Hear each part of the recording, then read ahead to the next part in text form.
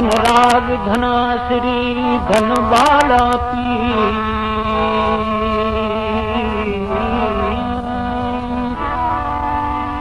साबित लगाई सी रूहम की सदा पटनी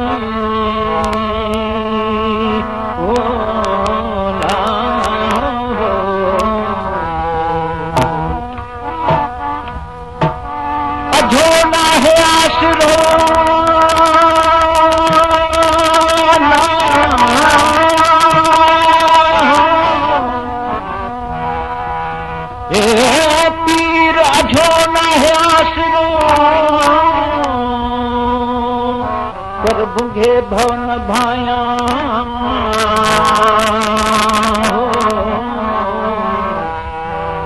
पतन ॾींदो पातणी औखीअ मंझ अवस फॾी रोज़ो पस तो ओॾो थिए उमेद खेने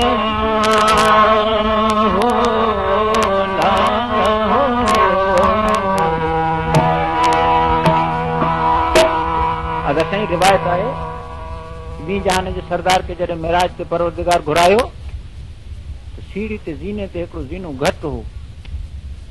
ॿी जहान जे सरदार सोचियो त ज़ीनो हिकिड़ो घटि आहे ते कीअं चढ़ा, त पोइ माण्हू जो कुल्लो अची लॻो उन ते कुल्ले ते पेर रखी चढ़ी विया ऐं पुछियो त हीउ केरु आहे? उन्हनि चयो त अब्दुल कादिर जीलानी आहे। चए मुंहिंजो पेर तो ते आहे, तुंहिंजो पेर कुल वलियनि ते आहे। हो चवे थो तूं पीरन जो बादशाह,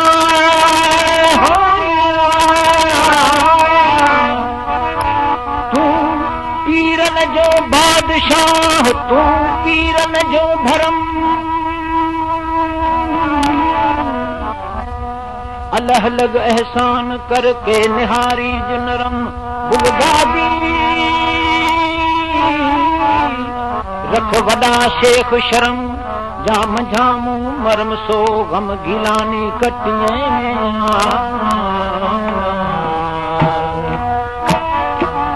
तूं पीरन जो बादशाह दस्तगीर, तूं पीरन जो बादशाह दस्तगीर, तूं पीरन जो ओ बादशाह दस्तगीर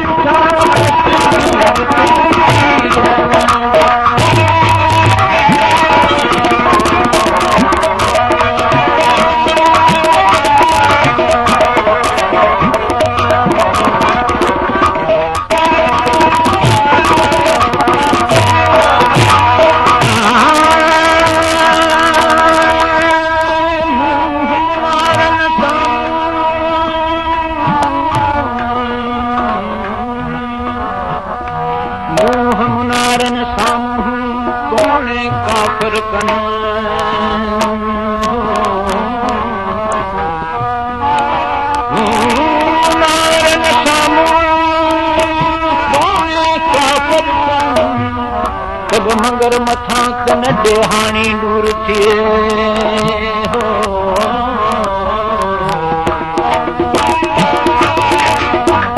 जेड़ो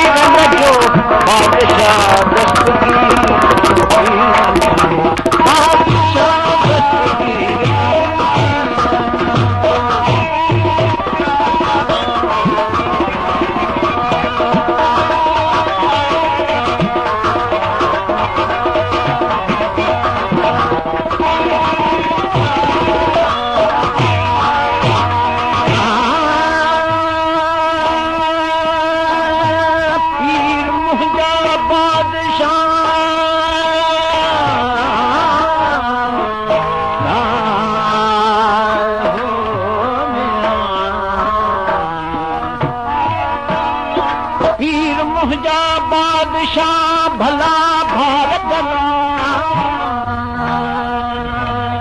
जा मथे बना सो बुगदादी टारियां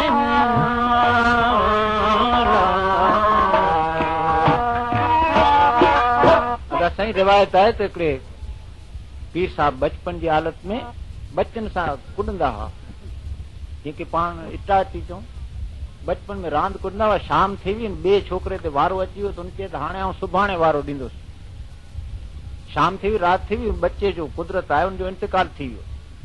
पीर साहब सुबुह जो उथी हुन चयूं त बच्चो केॾां वियो हुनखे चओ बाबा मुंहिंजो वारो ॾे साईं हू त मरी वियो हुनजो त इंतकाल थी वियो ईअं कीअं ठहंदो बाबा मुंहिंजो वारो न ॾिने मरी कीअं वेंदो विया हुनजे घर वञी छोकिरे खे चवनि बच्चा मुंहिंजो वारो नथो ॾिए ईअं कीअं मरी वेंदे उथी अलाह जो हुकुम सां मुंहिंजो वारो ॾियो छोकिरो उथी वियो ऐं वञी हुन सां इजाज़त रखियाई ऐं वॾी ज़िंदगी हुनखे बख़्शी आहे अलाह साईं हुनखे हुन दौर में बादशाह करे छॾियो हुनजो नालो शमसुद्दीन हो ऐं बादशाह अलाह साईं हुनखे ॾे छो